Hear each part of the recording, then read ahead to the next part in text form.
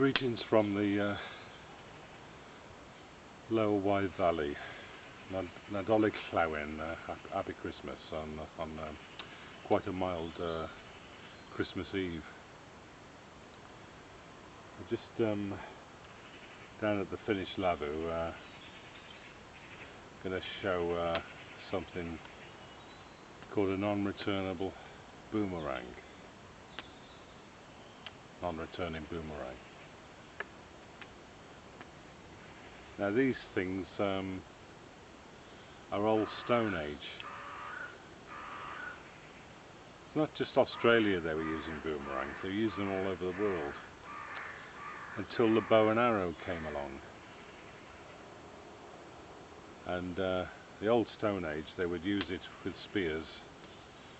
There's evidence of mammoth tusks being made into them as ceremonial boomerangs, I think in Germany or somewhere, engraved with deer and whatever.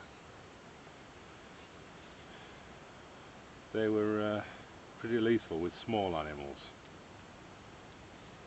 but they have to be quite a heavy wood, and I made this out of something called field maple. It's one of the heaviest woods we've got in the UK. There's a sort of rough out, and then there's the finished job. Field maples is a funny one. The Holy Grail is supposed to be made out of it. I remember as a boy going to see the Holy Grail at Nantios, and there was this wooden, sort of worn wooden cup, and it was made out of mazon, it was called, which is an old name for this field maple. And if you've seen the Indiana Jones III movie, I forget what it's called, they have this sort of scene where he's having to pick the Holy Grail out of all these cups, there's golden cups and whatever, and he picks this old wooden one, which is the sort of supposed to be based on this Nantios cup. So it's sort of an interesting wood, and it makes quite a good job of it. Now I got this sort of the details of this from a local publication. It was produced in the Forest of Dean by somebody called Alf Web. That's one of the publications, and then there's another one. And this is a photograph of the chap himself. He did these archaeological reconstructions of atlatls, spears and bows. They did sort of a course on it, and he sort of led it, and he was an archer, a sort of old established archer. And these are very interesting. If you ever get hold of them, I don't know if it's possible to get them, but they were produced in the Forest of Dean. There's lots of interesting stuff. One of my heroes of bushcraft, Thomas Elpel, who's done this, is based in Montana and the upper Missouri, and he's produced videos, DVDs for Hopwood, I think it is, like The Art of Nothing. He's been involved in similar sort of things. There's some, I'll show at a later stage, some publications from the United States which have looked at this archaeological reconstruction. It's very interesting to try it out. And the only thing with this, when you throw it, obviously if you hit a rock you split the end.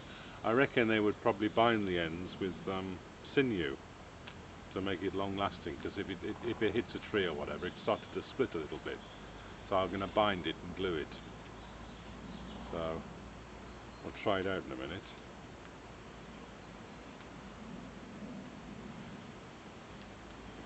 I had a struggle trying to get the fire going. It was we've had a lot of rain, and there's no wind. It's just the morning now. The sun's coming over the hill. And it took a lot of birch bark to get this wet wood going. I was taking wood out of the branches, but it was wet even there, so but it's going now. But I'll try this boomerang out in a sec.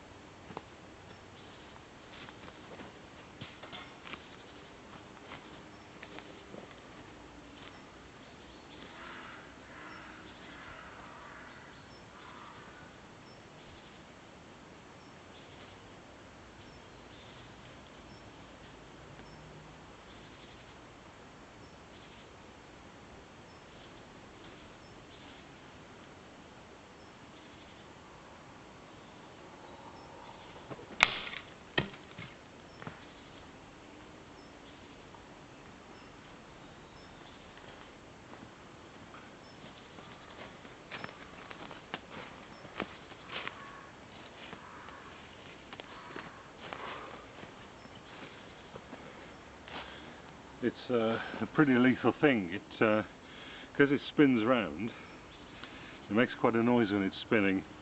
Anything like that hitting the legs of an animal or hitting a bird or whatever it's quite a lot of force, and with the weight of it as well. I mean, ideally a little bit heavier, but that's the limit of woods we've got. But something called a rabbit stick in the United States, I think they still use them.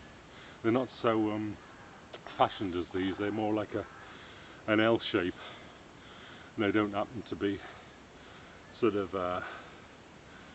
carved down to an airfoil. So there's I think people have been using rabbit sticks, but this is pretty lethal, and got quite a range as well on a bit of grassland. You know, I'm scared of using it too much here with the trees, because it hits the trees and it's going to break into pieces, but on a bit of open grassland it'd be brilliant.